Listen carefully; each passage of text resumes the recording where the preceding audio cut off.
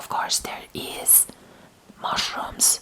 Some mushrooms just look like one color, one fabric. But are we wanting to be mushrooms or flowers within a grassy field?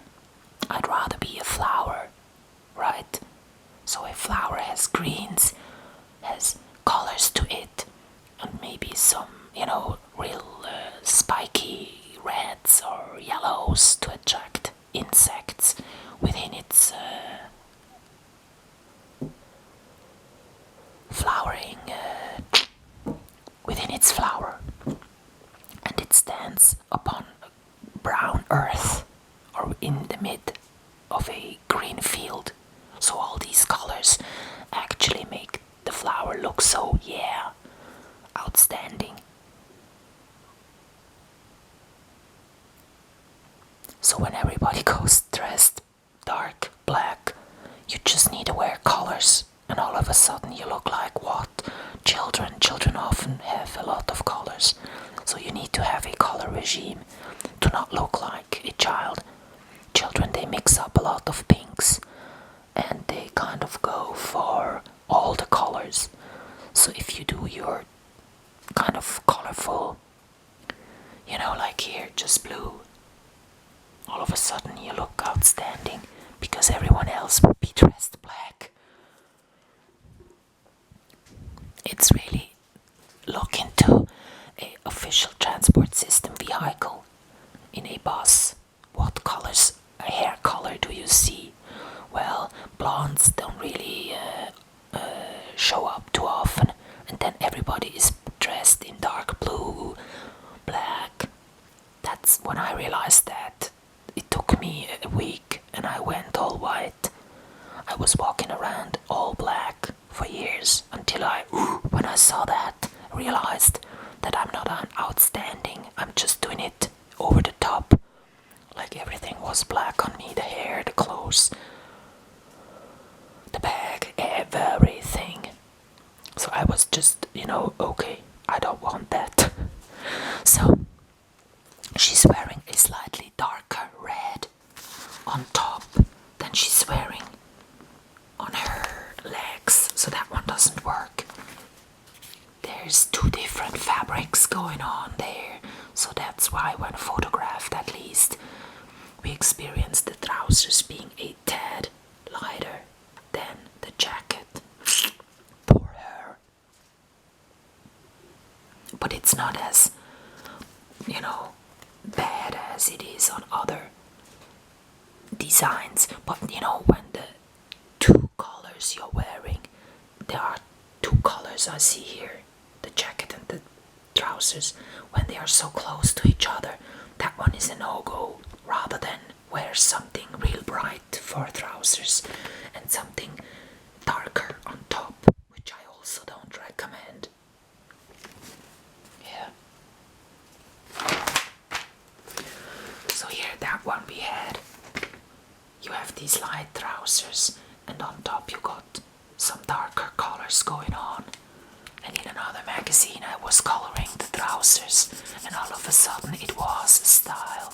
It was good.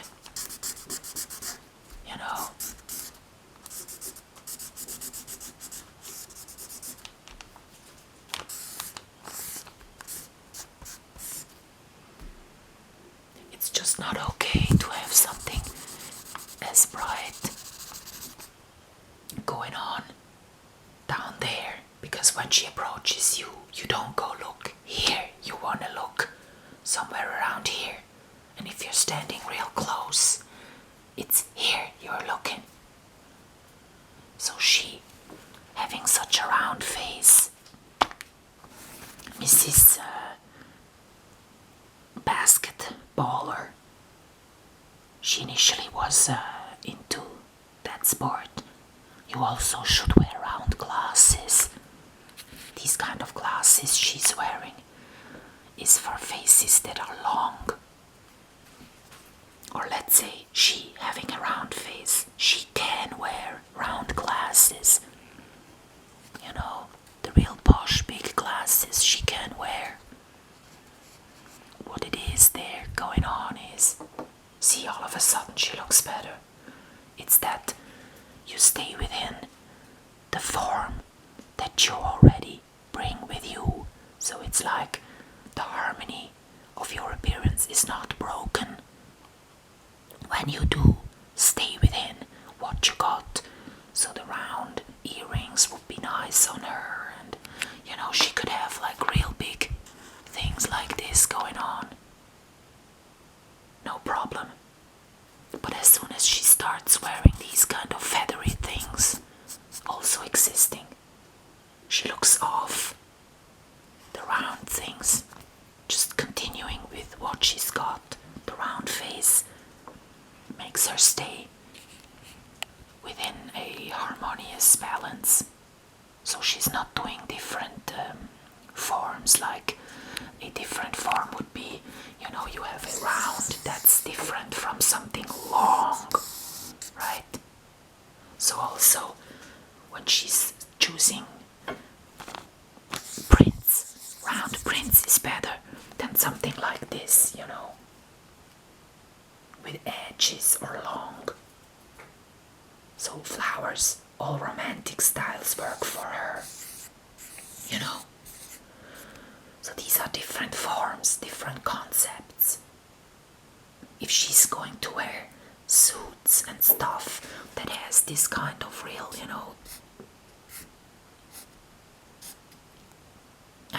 really, edge stuff going on, or optical art or something, that's probably not hers. That's rather for people with difficult faces, right? Because she having a beautiful face as she does, she doesn't need to distract people. She can't just put out her face, and that one is the thing you want to look at. So people with difficult faces, artistic kind of people with small, longish faces. She has a big face. Still remembering us like babies. Compared to their body, they have a big face, so she looks very sweet. But back to those difficult faces, small, very vampire-like faces. No features, no lips, small eyes and all of that. They need to do these kind of prints to distract from how they look like, to give our eyes, the viewer's eyes, something to look at that would be nice. So as I look at it again here, I don't like that her inner layer closer to her body is kind of not lighter than what she's wearing outside. The white is kind of there, and of course the yellow jumps our eyes, of course it does.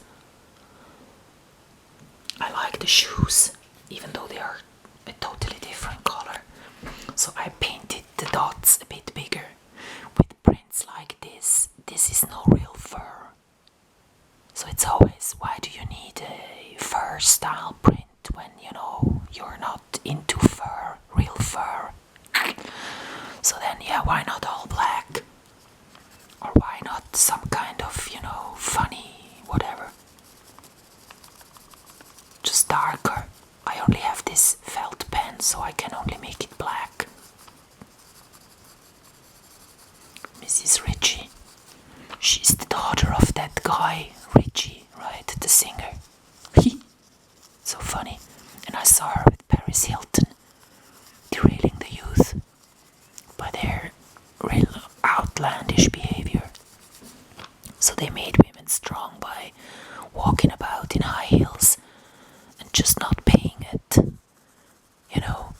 McDonald's and stuff. That's what I mean by outlandish behavior. So, black is too black for this do.